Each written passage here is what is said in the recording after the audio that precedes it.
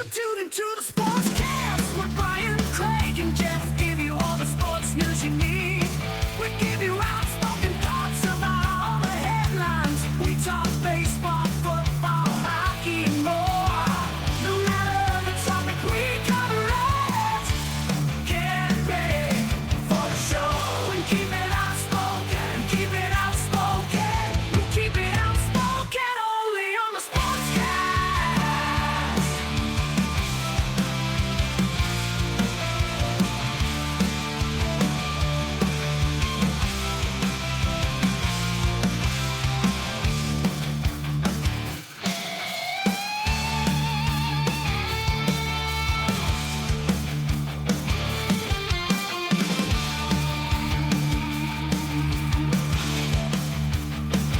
Tune into the Sportscast with Brian, Craig, and Jeff. Give you all the sports news you need.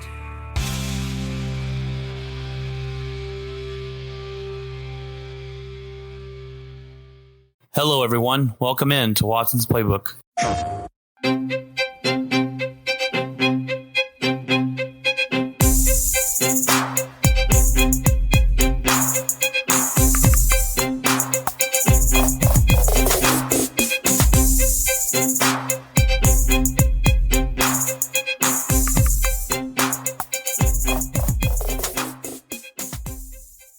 All right, guys, welcome in. It's episode number 19 of Watson's Playbook. We just finished up week 2. We are headed into week 3 of the NFL. Monday Night Football, we had the Saints losing to the Raiders. Saints went up, I think they were up, 10-0 in the first.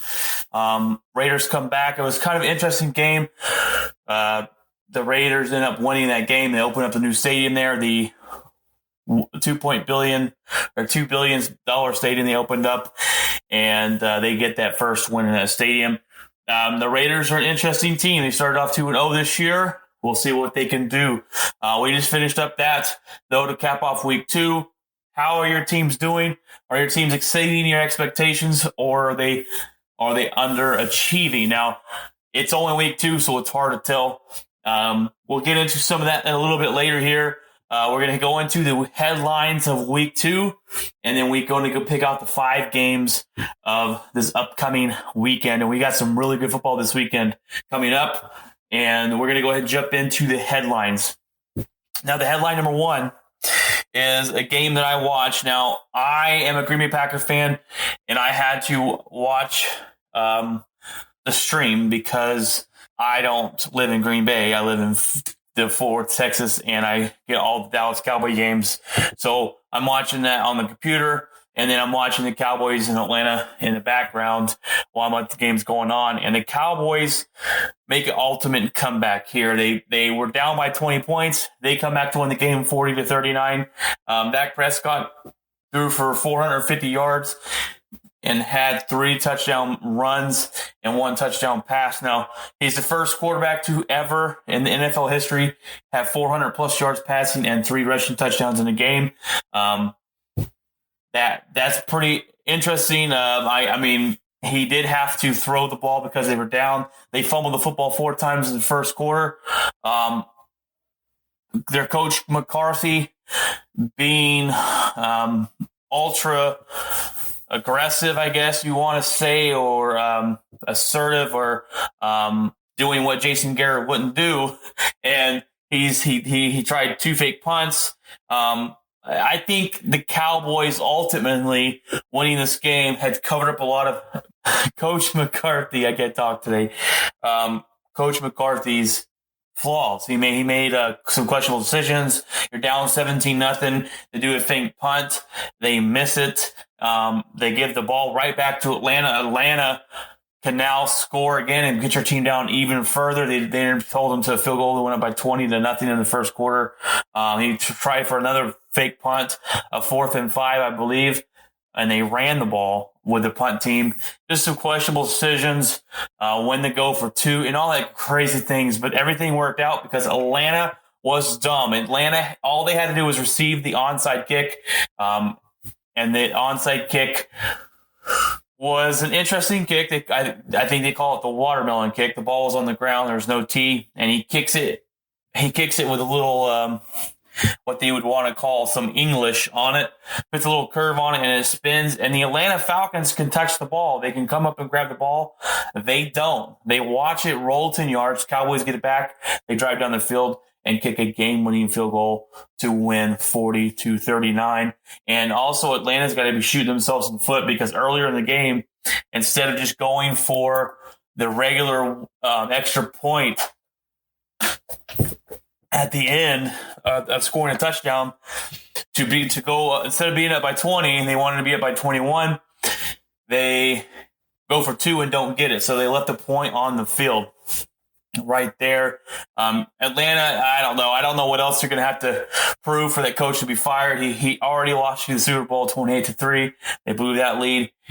He was horrible last year, and you brought him back this year, and not looking so good for you. So that was the game one, headline number one. It was quite a comeback, but a lot of things had to go their way, and a lot of Atlanta stupidity helped the Cowboys pick up that victory. All right, going into second headline today is Seattle's goal line stand defeats Cam Newton and the Patriots. What a great game this was. Russell Wilson threw for 5 touchdown passes. They ended up beating the Patriots 35-30. Cam Newton got the ball. They drove it down the field to try and win the game. And he gets stuffed on the very last play of the game to keep him out of the end zone. And Russell Wilson ends up winning the game. In this game, Russell Wilson is on his path of this season to try to win the Super Bowl. But this is a quarterback to me that's elite. He's been elite pretty much since he stepped on the field. He plays really good. He's versatile. He makes every throw on the field. And this guy, his name is going to be at the end of the year, I believe, going to be highly considered for the MVP award this year. He's playing lights out. DK Metcalf there has been playing really good, and they looking like a solid team, looking like a very solid team in that division. They're the toughest division in the league, or one of the toughest divisions in the league, and they're looking really good, and it was going to be the battle between Russell Wilson, his offense, against the defense and the mastermind of Bill Belichick, and what Cam Newton's going to look like. Cam Newton played pretty good, but it was the ultimate goal line stand to defeat Cam Newton in the New England Patriots. Number 3 here, the headlines is Chiefs almost lose to the Chargers. It was a close game. They ended up going to overtime and ended up winning on a 58-yard field goal. Now, I was surprised the Chiefs didn't come out and score the points like they usually do. The Chargers have a pretty good defense, okay? They got really good pass rushers. They got good coverage guys. They were able to hold Mahomes in check as far as doing what he usually does, putting up 40 points a game. The big thing, too, was Justin Herbert got to start. They told Justin Herbert maybe 5 minutes before kickoff that he's going to start the game because Tyrod Taylor hurt himself in the pre-warm-ups. He had a chest injury, and Herbert looked good. Herbert got the start on short notice. He was 22 of 33, had 311 yards, 1 touchdown, and 1 interception. He played really good. This is the future quarterback for them. He looked really good, so that's really something to look forward to out there. Not the San Diego Chargers. I think I called them that a while ago. The Los Angeles Chargers. Number 4 is the Vikings start 0-2.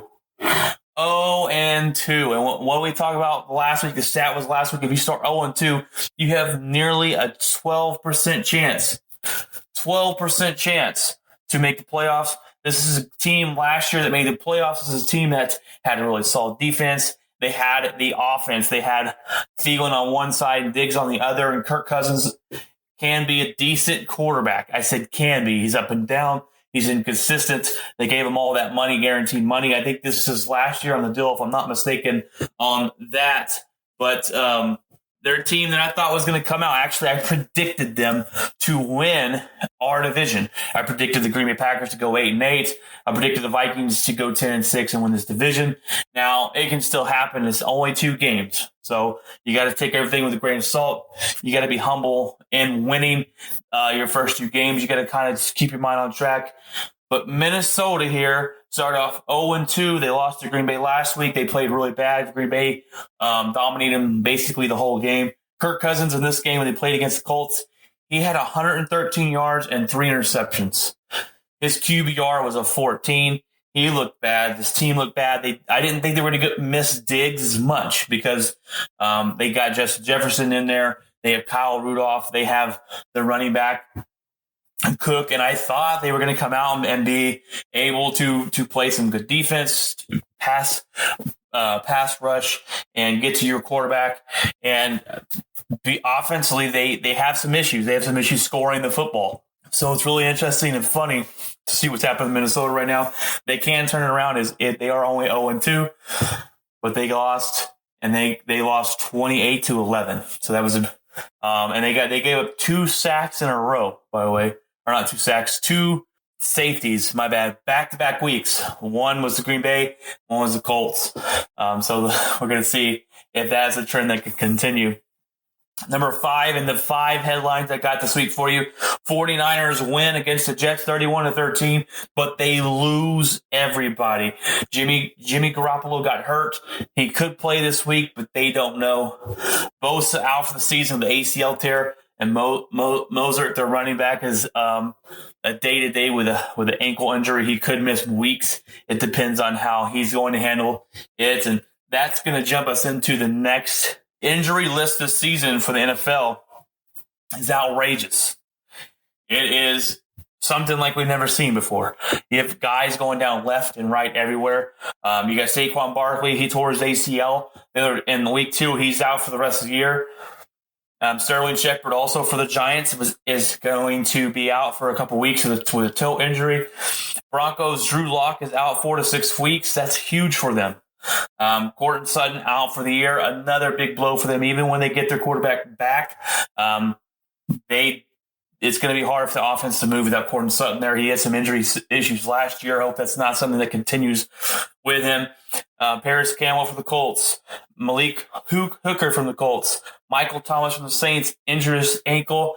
They say he's healing better than they thought, so I don't know when he's going to get back on the field. Anthony Barr just got hurt in week 2. Fuller from Houston, their wide receiver, he has injury issues a lot. Devontae Adams missed some time in Green Bay game. He has I believe it's a hamstring issue, and he's questionable. It's a game time decision on Sunday if he'll play, or actually Monday if he'll play against the Saints. McCaffrey's out. Byron Jones is out. Tyrod Taylor is out. We don't know when he's going to get back.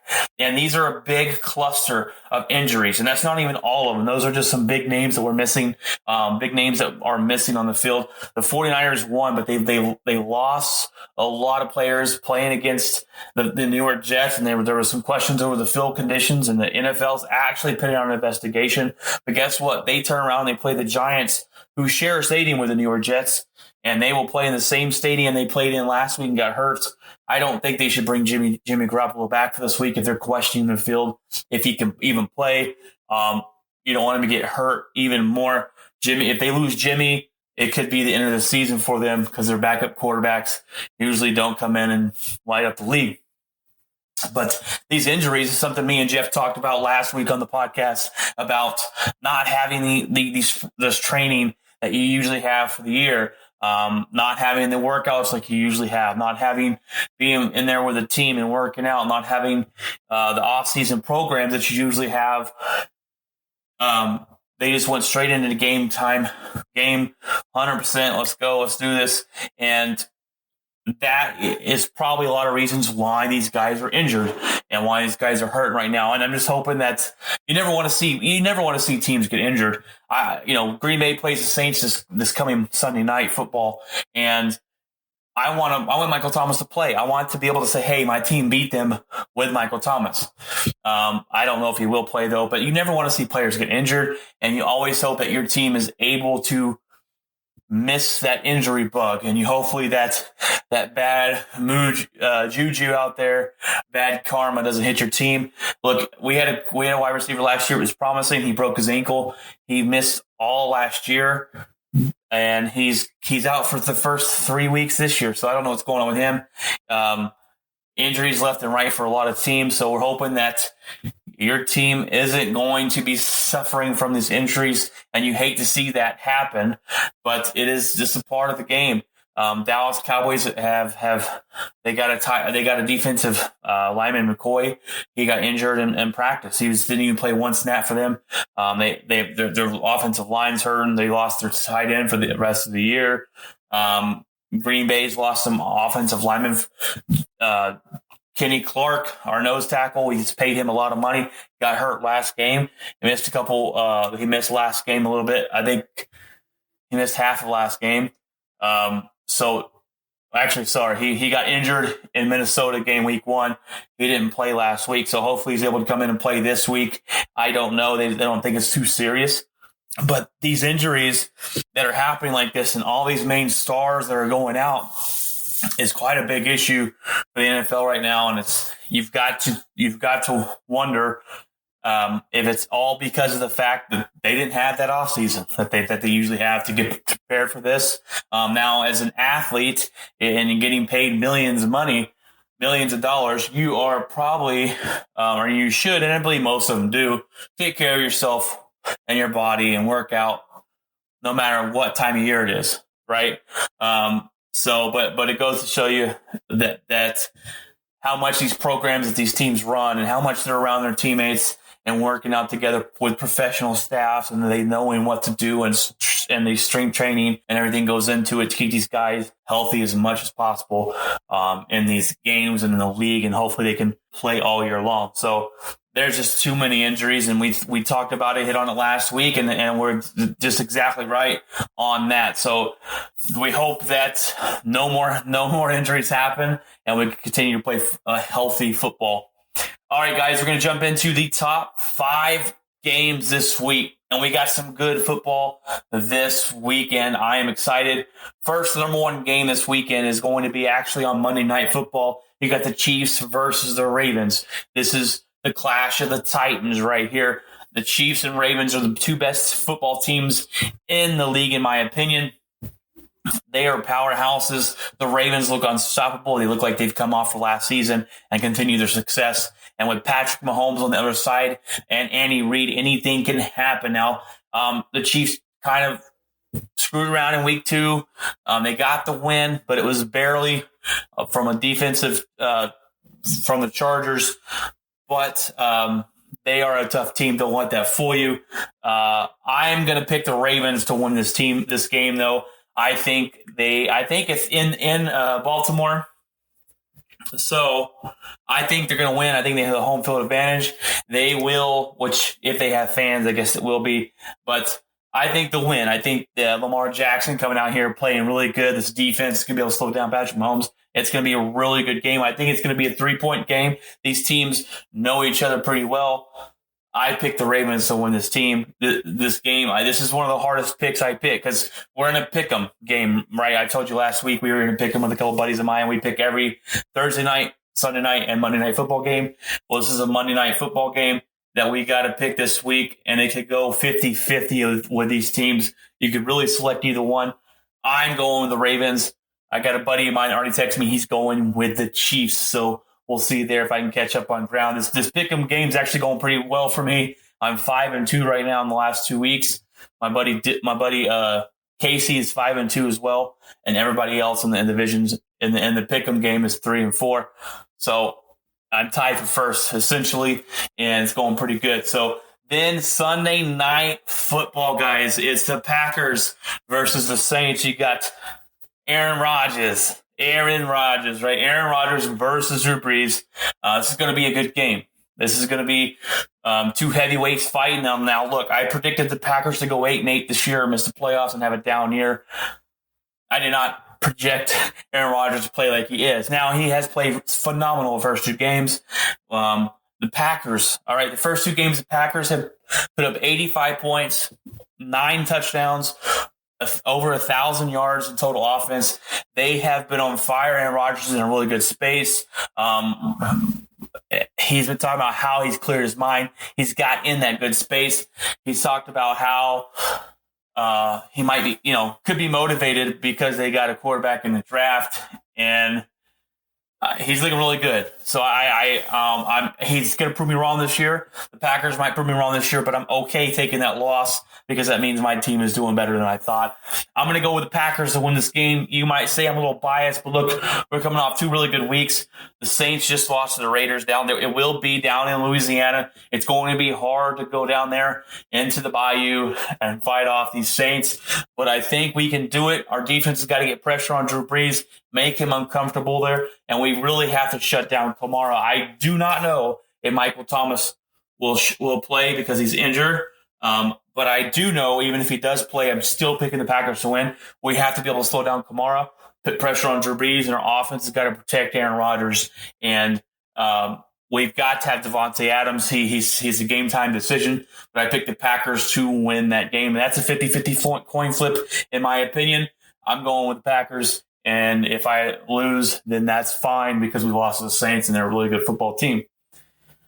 Game number 3 I got is Seattle versus Dallas. Now, this is a game that I think is pretty easy to pick. But with the Dallas Cowboys, you never know what Dallas Cowboys football team is going to show up. I'm picking Seattle to win this game. I think Russell Wilson's on a different level this year. I think he's out to show the league what he has. I'm going to pick them to beat Dallas. Dallas' defense is horrible. They can't cover. They put no pressure on Matt Ryan last week. They're going to put any pressure on Russell Wilson this week. And even if they do, Russell Wilson get out of that pocket and throw the deep ball, make those passes all over the field. Dak Prescott is going to have one heck of a game. They're going to blitz. Their offense for Dallas Cowboys' offensive line is beat up, and they're not really good. Actually, it's quite crazy because you think of Dallas Cowboys have usually always had a really good offensive line, and that was one of their strengths, and now it's one of their weaknesses. It's one of the weakest spots on their team on the offensive side. So Dak Prescott's got to be able to take the pressure, make those throws and take hits because this offensive line is bad. But I got Seattle winning. I think they're going to win by 10 points, and it is in Seattle. So I picked Seattle to win that game. Next, I got the Rams versus the Bills. And now this is going to be a pretty good game. The Bills are a team that have talent. They got a good defense. Josh Allen's phenomenal the last 2 games. He's thrown over 725 passing yards in 2 weeks. They got a good defense. The Rams are a good football team. We saw what the defense did against Dallas, held them to 17 points. They went in and dominated the Eagles last week, but the Eagles aren't a very, very good football team. I've got the Rams taking this football game. I think they're going to do enough to get the job done. I think McVay will confuse the Buffalo's defense a little bit, but I've got the Rams winning. I think they're going to be a team. Last year we always thought the Rams were a bad team or had an off year last year. They were 9-7, so they weren't as bad as we thought. Definitely weren't as bad as we thought they were last year if you look back at it. And that was an off year. McVay's a good coach. They got a good defense. I think the Rams will take this in versus Buffalo. And the last game, number 5, I got is the Texans versus the Steelers. This is a game. The Steelers are a good football team. They got Big Ben back this year. Their defense is really good where Big Ben doesn't have to be the savior. Then you got Houston, who gave Deshaun Watson this huge contract. He's the quarterback that deserves it. They haven't put a lot around him on the offensive side there. They've actually traded away their best wide receiver. Their defense is sketchy at times. J.J. Watt's there, but he's usually injured. This is, to me, almost a must-win for the Houston Texans if they want to compete this year. Look at their opening week schedules. They play the Ravens, they play the Chiefs, they play the Steelers. Then they got Jacksonville, which is one I feel like they could win, but the Jacksonville Jaguars have been winning and been putting up 30 points. Then they got the Green Bay Packers coming into town. That's a tough team. They've started with one of the hardest schedules in the league. They could easily start off 1-6, 2-5, and to get behind that far in your division and get behind that far in the league, it's going to be tough to build out of that hole. I'm picking the Texans. I think it's a must-win for them, and I think they have to win this game if they want to seriously compete for the playoffs. I pick the Texans. I think they're going to be able to show Watson off a little bit more. I think he's going to take over this game. The Steelers have a good defense. It could go either way in this one. I think it's going to be close, but I'm picking the Steelers to win this game. I bet the odds say the Steelers win as far as Vegas goes, but I'm going with the Texans in this one. So I got the Packers, the Ravens, Seattle, the Rams, and the Texans in my top 5 games of the week. Now, I said an interesting statistic last week that if you go 2-0, your team has a 53% chance of going to the playoffs. And it's going to change this year because they're adding an extra playoff spot. So these are the 2-0 teams. You got the Bills, you got the Steelers, the Chiefs, the Raiders, the Cardinals, the Rams, Seattle, Chicago, Packers, Tennessee, and the Ravens. Those are all the 2-0 teams. The ones that I wanted to pick out is Chicago. Chicago's a fraud, all right? Chicago will not be there at the end of the year. They're a fraud. Their quarterback's not good. Their defense is good. Their quarterback is not good. They are a fraud team that's they got lucky to beat the Lions in week 1. And they beat who they beat. They played someone last week that wasn't good either, and they won. They held on. They played the Giants, and they won 17-13. They played 2 bad teams, and I think you've got to X them out of there. They're not going to win the division. They could be number 2 if the Vikings don't step up and play better. My other one is going to be the Raiders. The Raiders. They're a team that I'm surprised they're 2-0. They came out, and I'm very surprised they beat the Saints this week. I don't know if it was a new stadium. I don't know what it was. Derek Carr looked pretty decent. I don't think they're going to be in the top tier teams this year, so I got to take them out as well. The Bills are a team I predicted to win their division, so I'm going to keep them in there. The Steelers, they have a question mark. How with the offense, with Big Ben, is Big Ben back healthy? That's a question mark for me. Is the Steelers, their defense is going to lead the way. He doesn't have to play hero ball. The Cardinals, 2-0. That's another one. They play the 49ers. That's another one I'm putting a question mark about because they have a good offense. They have a decent defense. They are a better team. They're not the Cardinals of the past where we thought about how easy they are. Kyle Murray's okay throwing the football, but right now he's doing a lot with his legs, and they look pretty good. I put a question mark by them. I do think they will fall off in that division. I don't think they're going to win it. They are in the toughest division in the league. The Chiefs obviously deserve to be there. The Ravens deserve to be there. And to me, Tennessee, I'm not in on the Tennessee bandwagon. I'm not doing it. I don't think Tannehill's a good quarterback. He had a decent year last year. They run the ball a lot, and they have a decent defense. But that being said, I don't think they're consistent enough. They almost lost to the Denver Broncos last weekend. I'm Xing them out of this contention spot 2-0. I know it's a little early to be saying this. I'm just going over the stats and the 2-0 teams. I'm just surprised Chicago doesn't need to be there. The Raiders are Tennessee. The question marks I got are the Cardinals and Steelers because we still don't know what they are yet. The Steelers, like I said, they're going to be a defensive team, and the Cardinals are big question marks. Now the Steelers played the Denver Broncos last week. Drew Lock went out in the second quarter, and they barely beat them. So they're very up and down, and a lot of inconsistency with the Pittsburgh Steelers. All right, now the teams that start 0-2, they have a 12% chance of making the playoffs. And I'm going to tell you the teams, and I'm going to tell you the teams that I think I'm shocked that they are there. So you got the Jets, you got Miami, you have the Bengals, you have Carolina, you got Atlanta, Houston, Denver, the Eagles, the Giants, Detroit, and the Vikings. Now the Jets and Miami, I'm not surprised you're there. I'm not surprised the Bengals are there, except the Bengals, you got to feel pretty good about having Joe Burrow and the leadership he brings and what he's looked like the first 2 weeks. You've got to feel that there's potential there and that this franchise can build around him. It's not there yet. Carolina, 0-2 doesn't surprise me. Atlanta being 0-2 doesn't surprise me. They really should be in 1-1, but their own stupidity Pitts them 0-2, and it doesn't surprise me. Their defense is garbage, and their offensive line is pretty bad as well. Houston surprises me. That's a surprise because Houston is a decent football team. They're horribly coached. Their coach is their GM. That's stupid. They surprise me because they have talent, but they also have one of the hardest opening schedules in the league. So they are 0-2. The Denver Broncos, I missed on this team. The Denver Broncos, I projected to be a surprise playoff team this year. They've dealt with injuries. Had a lot of questions coming in on Drew Lock. Is he going to be good? Jerry Jeudy picked up in the draft. Very excited to see him play. They're going to miss Courtland Sutton, and the injuries have killed this team already. They lost their quarterback. Their backup comes in, and he could be playing for 4 to 6 weeks. I think their season's almost pretty much over. They've lost Von Miller.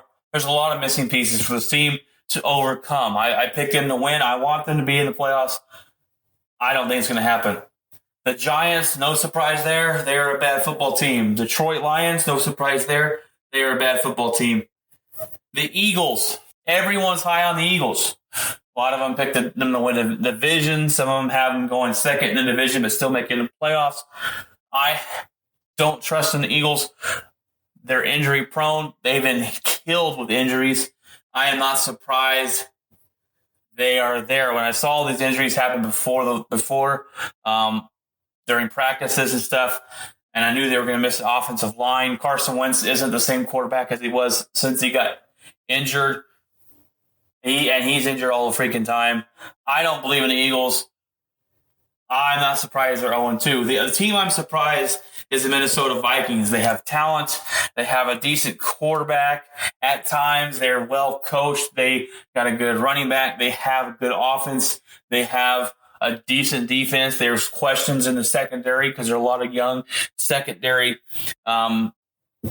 players. I am surprised. I picked them to win our division this year, but it doesn't look like that's going to happen. Now it could. Now this is week 2. So I'm not killing teams except to kill the Denver Broncos because they lost a quarterback. I'm not saying your team's not going to make it, but it's 0-2. Your odds are very, very slim to still catch up and make the playoffs. I'm really surprised by my Packers. I really am, and I'm. I've been on the train of Aaron Rodgers has been on the decline. His numbers have been off the last couple of years, and I'm not just talking about passing yards and touchdowns. We all know he's not going to throw a lot of interceptions. We know he's thrown for 4,000 yards the last 2 or 3 years, and his touchdowns have been in the 20s. So nothing fantastic in there, like as far as touchdowns and stuff. But the not turning over the football has been great for him. He's been on the decline, and I've realized that. And I've done podcasts where I've absolutely killed Aaron Rodgers. Holds on the ball too long. He does this. He does that. He is just not there. He's off balance with his throws. He's not aggressive. He looks different this offseason or this season so far. I hope it continues. I hope they prove me wrong. I predict them to go 8-8 and lose I predict them to go 8-8 and miss the playoffs. I predicted Minnesota to go about 10-6 and win this division. I hope the Packers prove me wrong. Now they played Minnesota in the first game of the week or the NFL season. They ended up dominating them, and I thought this was when Minnesota was a decent team. They were a playoff team last year. They still have a good, solid team and a good coach. We go in, we dominate them. We dominate the Lions last week, and I get it. They are the Lions, but that's what good teams do. They dominate the bad teams. They don't just barely beat them. They dominate them, and they move on. So we got the Saints coming up this Sunday Night Football, and usually I'll record the game and watch it the next day. I am staying up and watching this football game. I'm going to be tired as heck at work on Monday, but I'm going to stay up and watch this game. They're really surprising me. I like what they're doing so far. This coach is undefeated in our division. He's 8-0 in our division. Keep it up, Coach Matt LaFleur. I like the attitude you brought in here. There was a lot of smoke about Aaron Rodgers already hating the coach, and the coach hates Aaron Rodgers. I think that's a lot of bull hockey. Aaron Rodgers right now, he's made multiple I saw an article today where he talked about how he's in a different headspace. He did a lot of things over the last couple months that really put him in the right kind of mind. He's watching old tape from when they won the Super Bowl. He said he needs more balance in his throws. And something that I've noticed the difference this year in Aaron Rodgers, the last couple of years, when not trusting his wide receivers, if he threw you a pass and you missed the ball and he dropped it, he wasn't looking for you again. It wasn't happening in that game. So, but this year I've seen it over and over again. He trusts in these wide receivers now. MVS has dropped plenty of balls this season where I'm going, oh my gosh, how did you drop that? But he goes right back to him, and then MVS will make a great play. I really like that of Aaron Rodgers this season. I think that's what he's really changed and try to have fun out there on the field instead of looking angry and miserable all the time. But they've really shocked me this year. Their defense needs to be better. I think their defense needs to pressure the quarterback like they did last year. Last year they pressured the quarterback really well. This year, not so much to start off. But it's only week 2, and I'm still being humble in my prediction. I'm not saying they're going to come in and go to the Super Bowl. All right. But I will, I say that, but let me tell you this. All right. The last time someone has come in the first 2 weeks and scored 85 points, 9 touchdowns, and over 1,000 yards in total offense was the 2009 Saints and the 2013 Denver Broncos. And both those teams went to the Super Bowl, guys. I'm just saying, they did do that. I'm not predicting us to go to the Super Bowl, but I am predicting us to be a lot better than I thought we were.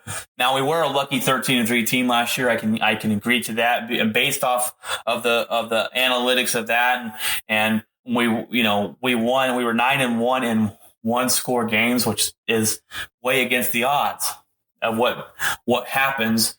So I figured with that and then all the interceptions and everything that we had last year, we would dip down a little bit and would bring us back to kind of the middle ground of where we usually would fit. But right now we're 2-0. I'm going to ride it and ride it out this season.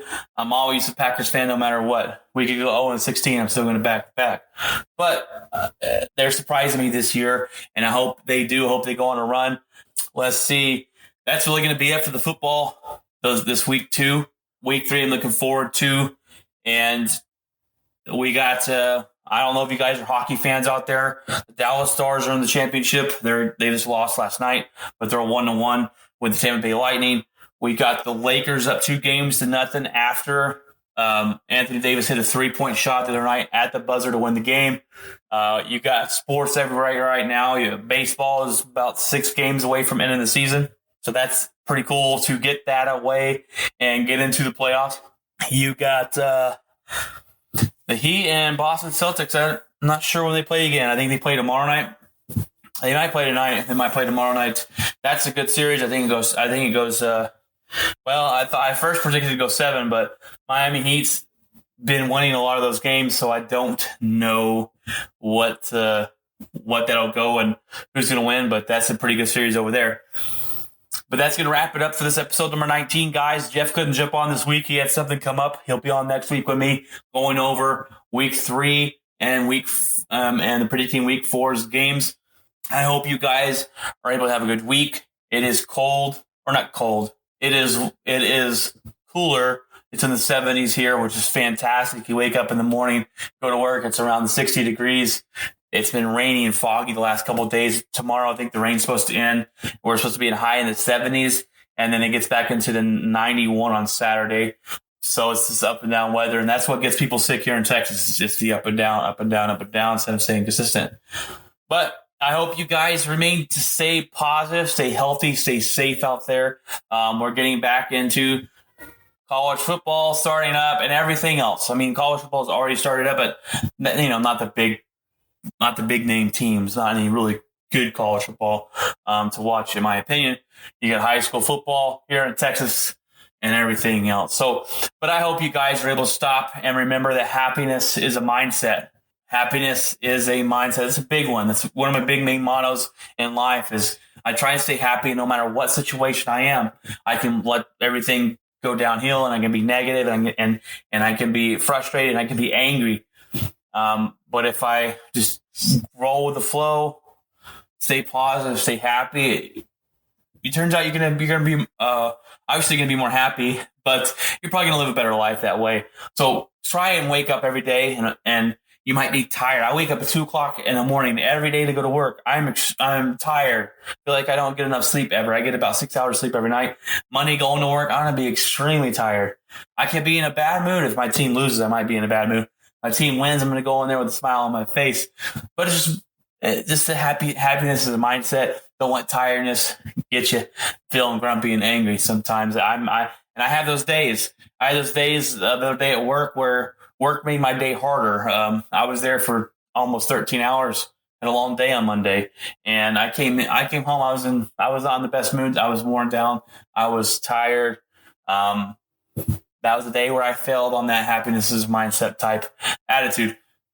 But we all have our days, right? So happiness is a mindset. Slow down time and remember to look out and watch out for the little things in life that are still positive. There's so many negatives out there in the world and so much negativity right now going on. If you can stop and post something positive on your Facebook feeds, your Twitter accounts, your Instagrams, whether that be a motivational speech, whether that be a story that you helped out somebody, whether that's something positive, go out there and share that. Whether it be on your TikTok or whatever. I don't even know what's out there. I actually jumped on TikTok last week because I was bored. Let me see what's going on. It's actually pretty funny stuff on there. But post the positive things because there's so many negative things out there in the world. They're very accessible. They're everywhere. The devil is going to show those things to you all the time and want to get you down, want to get you angry about different things. Share the positivity. Be the change you want to see in the world. If you have a story, I'm going to shout this out, and I need to do a better job of shouting this out every episode. It's called My Goliath. My two brother-in-laws and I have started this thing, and it's called My Goliath, and it's been out for a little bit, but you all know the story of David and Goliath in the Bible, and David, normal human being, small man, takes down a giant with a slingshot, right? And it's called My Goliath because it's something that you've personally gone through. And we're doing this on a webpage, on a website that you can go to and read different stories. And if you have a story of overcoming something in your life, whether that be depression, suicidal thoughts, whether that be losing someone close to you, whether that be anxiety, overcoming anything in your life that you think can help someone else out and wants to be and share the inspiration to other people, feel free to share your story with us. We'll put it up on the page. Other people can go read it, and then they can be inspired. Maybe they can find new ways to help them out with something. My story's up there. Mine's on personal loss. All right. Mine is on personal loss. I lost my firstborn child she was a stillborn. And that was the toughest time of my life. Toughest thing I'll ever go through. And that was a time where me and my wife's relationship got stronger, and we came together for each other, and it really made us unstoppable. But my story's in there. If you want to Google it. If you want to go to Facebook, actually, there's a My Goliath Facebook page. Go on there. There's links to the page on there, the internet page. Go on there. If you want to share a story with us, feel free to share a story with us and be part of the movement. It's called My Goliath. I hope you guys have a great week, a great weekend, and I hope you guys are staying safe. God bless you.